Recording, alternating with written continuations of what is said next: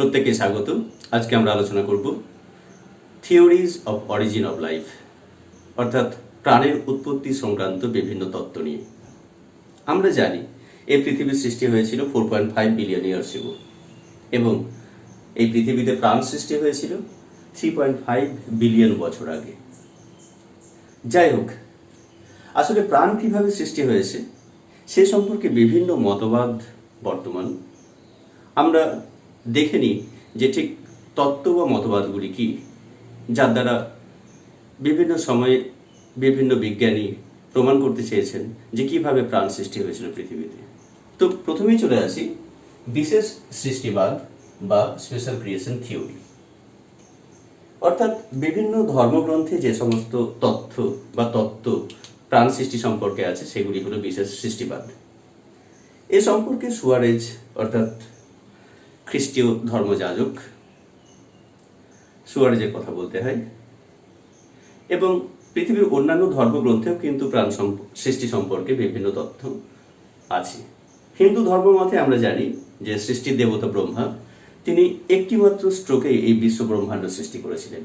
খ্রিস্টীয় এবং ইসলাম ধর্মমতে গড মাত্র 6 দিনে এই পৃথিবীর সৃষ্টি করেছিলেন। আসলে এই সবগুলি হলো বিশ্বাস, এই তত্ত্বগুলির কোনো বৈজ্ঞানিক ভিত্তি নেই। নেক্সট চলে আসি তত্ত্ব স্বতঃস্ফূর্ত উদ্ভব তত্ত্ব বা স্পন্টেনিয়াস অরিজিন থিওরি। বিজ্ঞানী অ্যারিস্টটল এবং অন্যান্য বিজ্ঞানী তৎকালীন সময়ে এই মতবাদ বিশ্বাস করতেন।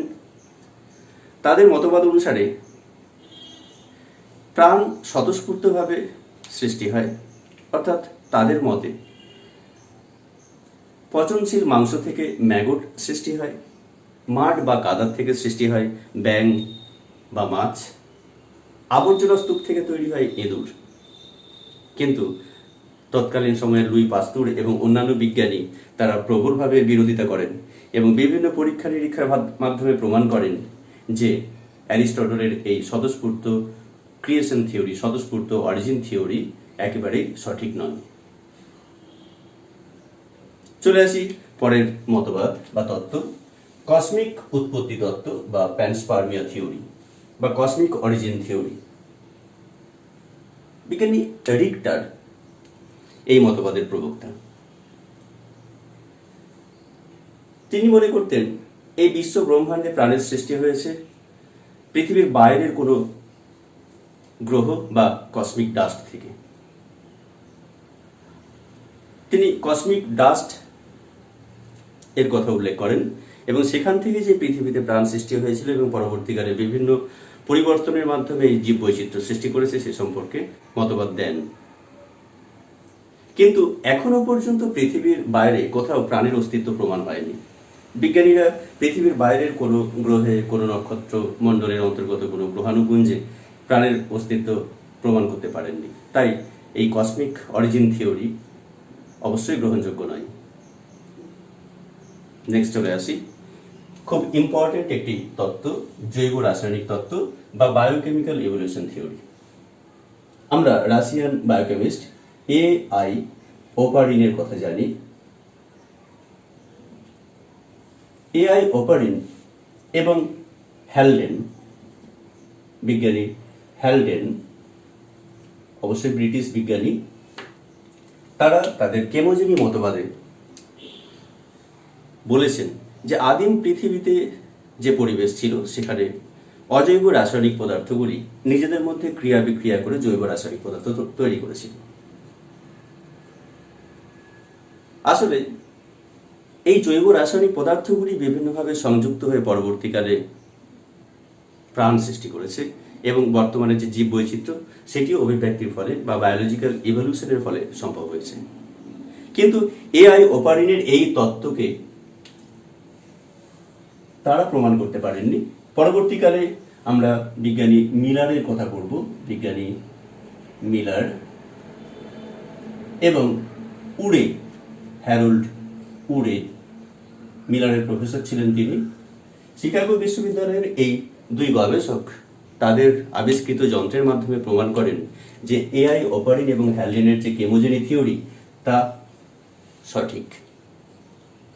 অর্থাৎ তারা তাদের পরীক্ষার মাধ্যমে প্রমাণ করে দেখান যে পৃথিবীর আদিম পরিবেশে যে সমস্ত গ্যাসীয় উপাদান মজুদ ছিল তা তৎকালীন পরিবেশের প্রভাবে বিভিন্নভাবে ক্রিয়া এবং বিক্রিয়া করে জৈব রাসায়নিক পদার্থ সংশ্লেষ করতে সক্ষম।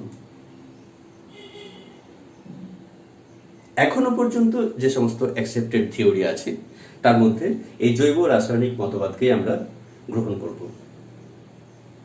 যদিও মিলার এবং উরের পরীক্ষাতেও কিছু ড্রব্যাকস আমরা দেখব। বর্তমান বিভিন্ন গবেষণায় এটি উঠে আসছে যে যদিও মনে করা হয় তৎকালীন পৃথিবীর যে পরিবেশ তা ছিল রিডিউসিং, আসলে তা রিডিউসিং ছিল না, সেখানেও অক্সিজেন উপস্থিত ছিল। উরে এবং মিলার তাদের পরীক্ষায় যে গ্যাসীয় উপাদানগুলিকে ব্যবহার করেছিলেন, মিথেন, অ্যামোনিয়া এবং হাইড্রোজেন, আসলে আদিম পৃথিবীর যে পরিবেশ সেখানে এর প্রাচুর্যও ছিল না।